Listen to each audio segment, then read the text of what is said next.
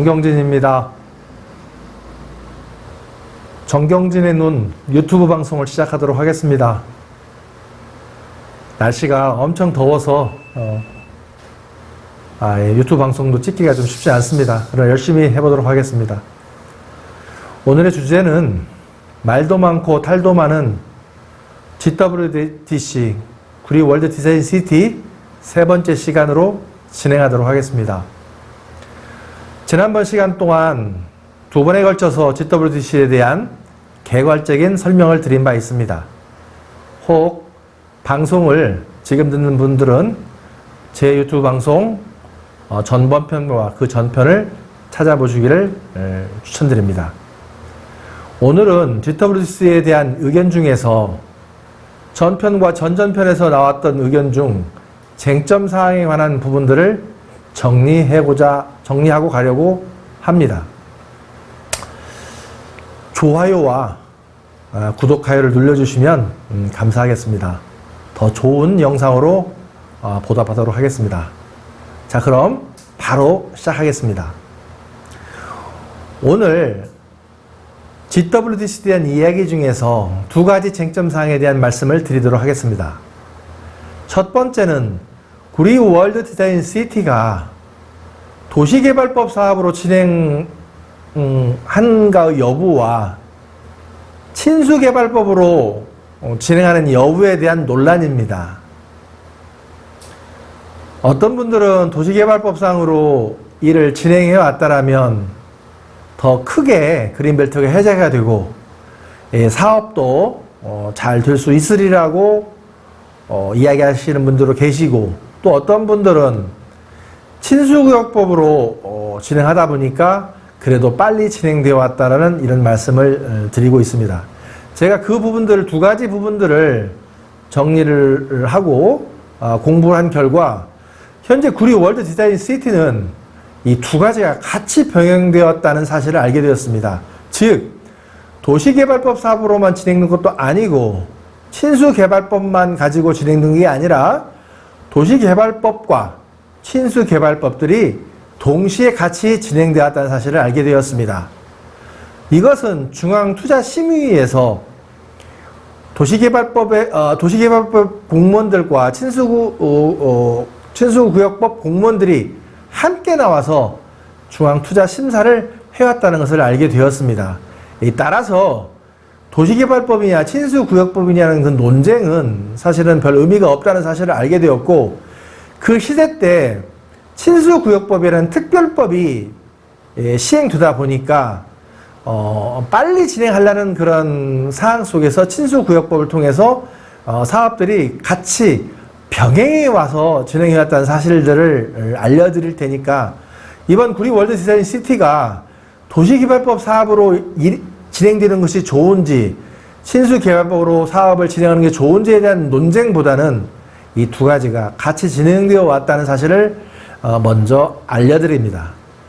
두 번째는 조건부 그린벨트 해제에 있어서 어느 쪽은 그린벨트 해제의 방점이 찍혀 있고 어느 쪽은 조건부의 방점이 찍혀 있어서 그린벨트가 해제가 어렵다라는 측은 바로 이 조건부라는 걸 걸면서 그린벨트 해제를 결국은 안 하겠다는 의미로 이야기를 하시는 분들도 계시고요. 또 조건부 그린벨트 해제의 방점이 찍히신 분들은 거의 그 사업의 초입에 다 왔다라고 주장을 해온 거라서, 제가 그 중앙도시계획위원회 심의위원회 7차 결과를 입수했기 때문에 그 입수한 것을 중심으로 한번 정리를 해보도록 하겠습니다. 2015년 3월 19일 제7차 심의기회에서 그린벨트 조건부 의결이 통과가 되었습니다. 이 조건사항에 대해서 한번 자세하게 이야기해보면서 과연 그린벨트 해제를 시키지 않기 위한 명분으로 작용한 건지, 아니면 진짜 이 조건부가 해결이 되면 그린벨트가 해제되는 건지에 대한 문제를 한번 검토해 보도록 하겠습니다. 자, 그린벨트 조건부 해제하면서 7가지 조건들이 제시가 되었는데 그것들을 한번 알아보도록 하겠습니다. 첫 번째, 사업은 그린벨트 78만 5,765m로 추진할 것. 즉 50만 평에서 24.5만 평으로 그린벨트가 축소 해제됐다는 이야기를 지금 하나 하고 있습니다. 두 번째, 환경 문제는 전략 환경 영향 평가 결과에 따라 이행하고 환경부, 서울시, 구리시 3자 간에 지속 협의할 것. 자, 이 소리는 뭐냐면 이 그린벨트 해제 이후에 사업을 하는 데 있어서 친수구역법에서 발생하는 일이므로 환경 문제를 지속적으로 협의 검토하라는 그런 의미가 있습니다. 그래서 이 부분은 강제 사항이보다는 환경 문제의 그 영향에 충족하라는 이제 그런 의미로 해석할 수 있겠습니다. 세 번째, 외국인이 투자하기로 계획한 사업 대상지는 외국인 투자 촉진법에 따른 외국인 투자 지역으로 지정받을 것. 자, 이것은 그린벨트 해제가 되고 이 사업을 추진할 때 반드시 선결 조건으로 외국인 투자 지역으로 지정받으라는 의미입니다. 그래서 외국인 투자 지역으로 지정받은 후에 사업을 하라는 사업의 과정상의 설명을 하고 있는 것으로 보여집니다. 네 번째, 토지를 분양받은 외국 기업에 대해서는 일정 기간 동안 개발권 이양이 불가능하도록 대책을 수립할 것.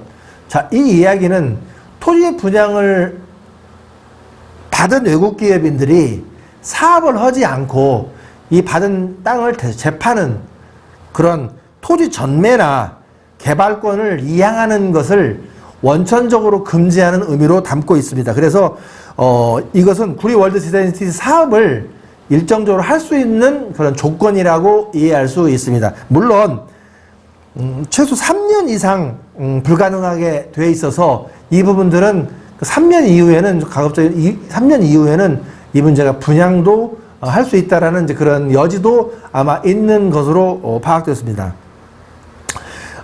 다섯 번째로는 외국인 투자와 관련하여 구리시가 외국 투자기관의 권한이 있는 책임자와 법적 구속력을 지니는 투자 계약을 직접 체결하여 투자의 신뢰성과 안전성을 확보할 것. 자, 이 말은 바로 이제까지 외국 자본을 유치하기 위한 과정에서 MOA 그리고 개발협약서에 의한 개발협약서 그 이후에 투자협약서를 받으라는 의미입니다.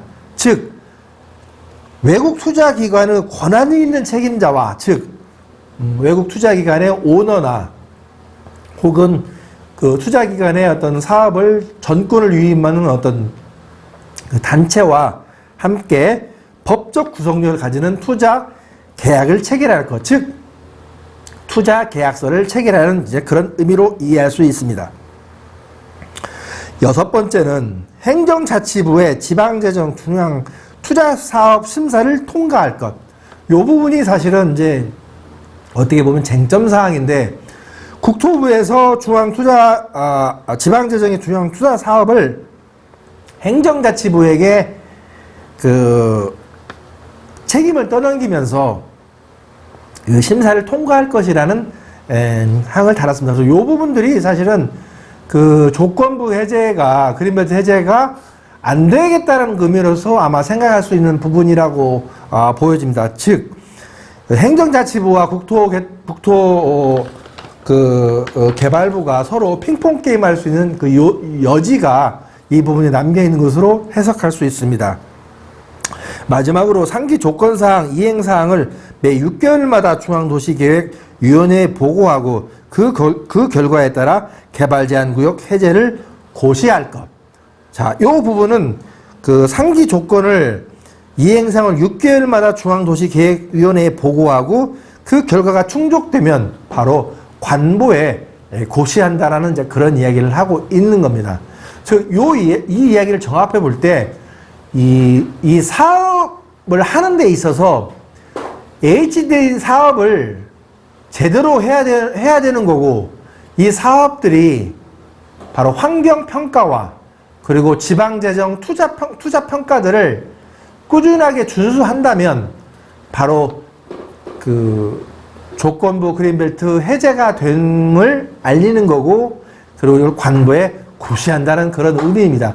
그래서 이 그린벨트 사업의 해제는 제가 보기에는 해제를 그린벨트를 풀지 않기 위한 것보다는 이 원하는 계획대로만 진행된다면 그린벨트가 해제된다는 그런 의미를 담고 있다고 보여집니다. 이렇게 두 가지 쟁점, 도시개발법이냐 침수구역법이냐의 문제와 그리고 조건부 그린벨트 해제가 과연 그린벨트를 해제하기 위한 그런 방안에서의 조건부인지 아니면 그린벨트 해제를 안 하기 위한 조건부인지에 대한 그 논점들을 한번 정리해 보았습니다. 그래서 오늘은 그린벨트 해제의 문제와 그리고 도시개발법이냐 침수개발법이냐 문제를 쟁점으로 한번 알아본 시간을 갖도록 했고요. 이런 문제들이 정리가 된다면 다음부터는 국기국조한 사안으로 진짜 심도 있는 문제를 가지고서 이야기를 한번 해보는 시간을 가질 것입니다. 참고로 이야기를 하면 좀 더 순서는 틀릴 수는 있겠지만 백경현 시장 시절 그린벨트가 1차 중단된 진실에 대한 부분들을 한번 알아볼 거고요. 안승남 시장이 그린벨트 사업 종료가 된 이유에 대한 부분들을 심도 있게 이야기해 볼 것입니다. 그리고 그린벨트 조건을 충족 가능하기 위한 방안들이 무엇일까? 라는 부분에 대해서 이야기 한번 해보도록 할 거고요. 네 번째로는 미국의 국제자문단 조직은 어떤 역할을 해왔고 어떠한 법적 지위를 가졌나라는 부분을 가지고 이야기하도록 하겠습니다. 그리고 다섯 번째는 MOA, DA, IA가 과연 법적인 의미가 무엇이고 그 체결한 내용들에 대한 내용들을 알아보는 시간을 갖도록 하겠습니다. 그리고 마지막에는 GW에 들어간 비용에 대해서 과연 어떤 것이 진실이고 어떤 부분이 허위인지에 대한 부분들을 알아봄으로써 우리 구리 시민들이 낸 혈세에 대한 그런 종착점들을 알아보는 시간을 갖도록 하겠습니다. 이런 식으로 해서 대략 한 6가지 꼭지를 가지고 그린벨트를 심층 취재할 테니까 앞으로 많은 관심과 참여 부탁드리고요. 혹시 관련 제보사항들이 있으면 저에게 알려주시면 감사하겠습니다. 이상으로 말도 많고 탈도 많은 그린벨트, 구리 월드 디자인 시티 세 번째 시간을 가졌습니다. 시청해주셔서 감사합니다. 고맙습니다.